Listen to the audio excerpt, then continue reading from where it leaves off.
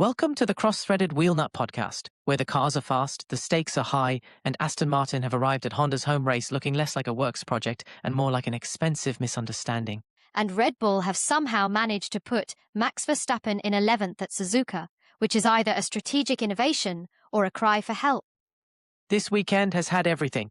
Mercedes authority, McLaren near misses, Ferrari hovering threateningly, Verstappen in the midfield, and Fernando Alonso starting 21st, while still somehow radiating moral superiority. Which, to be fair, is one of his great skills. Hello and welcome to the first ever Paddock Pandemonium, the fast, bite-sized post-mortem on Formula One weekends, paddock politics, and sporting malpractice. I'm Ant Thomas. And I'm Harper Andrews. Right, Suzuka so far, Ant. Mercedes have been the class of the weekend. George Russell topped FP1. Oscar Piastri nicked FP2 for McLaren. Then Kimi Antonelli went quickest in FP3 and converted that into pole ahead of Russell, with Piastri third.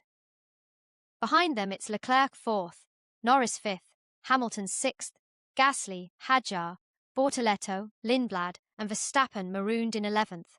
That's right, 11th.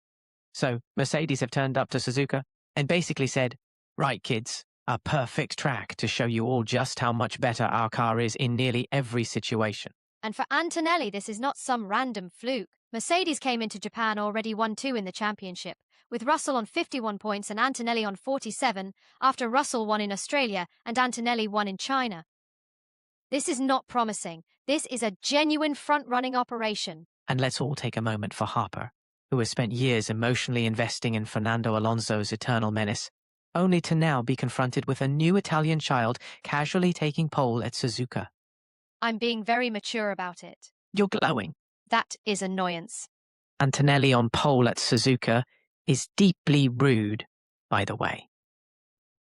He was quickest in FP3, looked the more comfortable Mercedes all day, and then just calmly handled qualifying like a man who'd been doing this for 15 years instead of what feels like 6 minutes. Russell said a small setup tweak made his car worse and left him fighting oversteer and tyre overheating, which is a very Formula One way of saying, we touched something and immediately regretted it. Antonelli's biggest achievement is not even the pole itself. It's that he's already driving like someone with a tax code and a grievance history. He's terrifyingly composed. There's no rookie sparkle to it. He just appears, sets a lap, and ruins a room. Which, in fairness, is the correct approach. McLaren are close enough to be irritating, but not quite close enough for anyone other than McLaren fans to really care. Piastri's third, just over 3/10 off pole and ahead of both Ferraris. Norris is fifth, which is actually decent given the state of his weekend. He lost more running because of a battery issue. McLaren had to fit a third energy store in FP3, and Norris admitted he goes into the race without any high fuel running, basically planning to learn the car over a Grand Prix distance in real time. Which is absolutely what you want before Suzuka, one of the hardest circuits on the calendar, and your reigning world champions engineer going, well, at least you've done a racing lap this year, so still better than Oscar. That is racing driver code for this may become someone else's fault quite quickly. Meanwhile, Ferrari are lurking. Leclerc in fourth, Hamilton sixth, and Ferrari themselves basically admitting Q2 looked better than Q3, and they're still figuring out how to extract the last bit from the car, which is nice. Ferrari remain the only top team capable of sounding academically surprised by their own behavior. Leclerc did say the launch could be important, and he's right. If Mercedes fluff turn one even slightly, Ferrari will appear from nowhere like a tax audit. Now, we need to discuss Red Bull. Or more specifically, how have you brought Max Verstappen to Suzuka and left him in 11th? It is, objectively, hilarious. 11th at Suzuka for Max Verstappen. That's not a setup mistake. That's organizational self-harm. Especially because Ishak Hadjar is 8th in the other Red Bull, which is both impressive for Hadjar and catastrophically awkward for the main operation. Max starts directly outside the top 10, which means all the romance of maybe he can save this immediately runs into the practical problem of there being several actual cars in front of him. I do love the sheer theatre of it, though. We came to Japan expecting the usual Verstappen at Suzuka religious experience, and instead Red Bull have given us Dutchman forced to stare at Gabriel Bortoleto's rear wing for a living. Not ideal for anyone involved. Credit where it's due. Pierre Gasly 7th is excellent, Bortoleto making Q3 again for Audi is genuinely strong, and Arvid Lindblad putting the Racing Bulls in 10th at a track that's brutal on confidence is a very nice bit of work. Audi themselves called this a good weekend so far, and Bortoleto has now made Q3 twice in 3 race weekends. Gasly 7th at Suzuka is one of those results that quietly says, I have been doing competent things while the rest of you were engaged in industrial pantomime. And Lindblad is especially tidy because Suzuka is not a circuit that gently invites you in. It asks whether you are serious and then tries to remove your self-respect through the S's. And finally, Aston Martin. Harper, I'm sorry. Thank you. 1st and 22nd. Alonso ahead of Stroll, obviously, but still behind both Cadillacs. On Honda's home patch at Suzuka. In a car, Alonso says simply exposes their limitations, which is the sort of quote that sounds calm until you realize it means, this thing is dreadful and I would rather not scream in public.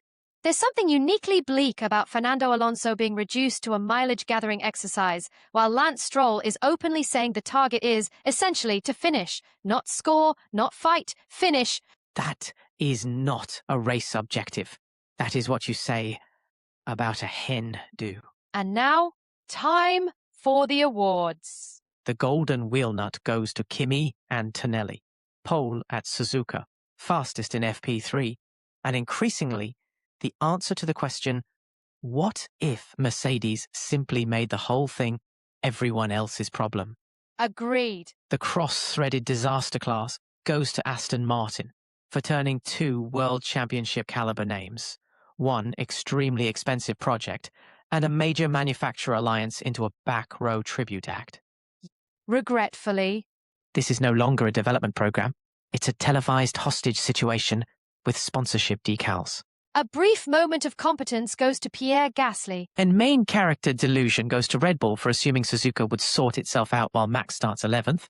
That's less main character delusion and more aggressive misfiling. So far, I'm giving Japan 3.5 cross-threaded wheel nuts out of 5. Same.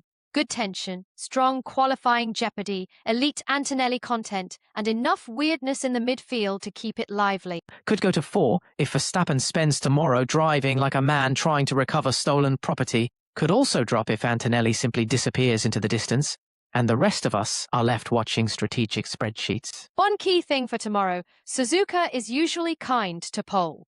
7 of the last 8 Japanese Grand Prix have been won from 1 peso, and overtaking is still expected to be difficult enough that track position matters a great deal. So if Antonelli holds the lead into turn 1, Mercedes become very hard to shake. Piastri's the one I'm watching, though. Norris sounds compromised. Ferrari will be launchy and annoying. Verstappen will be furious. And somewhere in the chaos, there is definitely a universe where Gasly leaves with something deeply respectable and Alpine act like they've solved civilization. That's all for this first Paddock Pandemonium. Mercedes have locked out the front row, McLaren are circling, Ferrari are lurking, Verstappen is in the midfield, and Aston Martin are basically doing grief processing with wheel tethers. Until next time, distrust any phrase containing "we're still learning." Respect the S's, and never let a team with battery issues tell you they're relaxed. We'll catch all next time. Thanks for listening.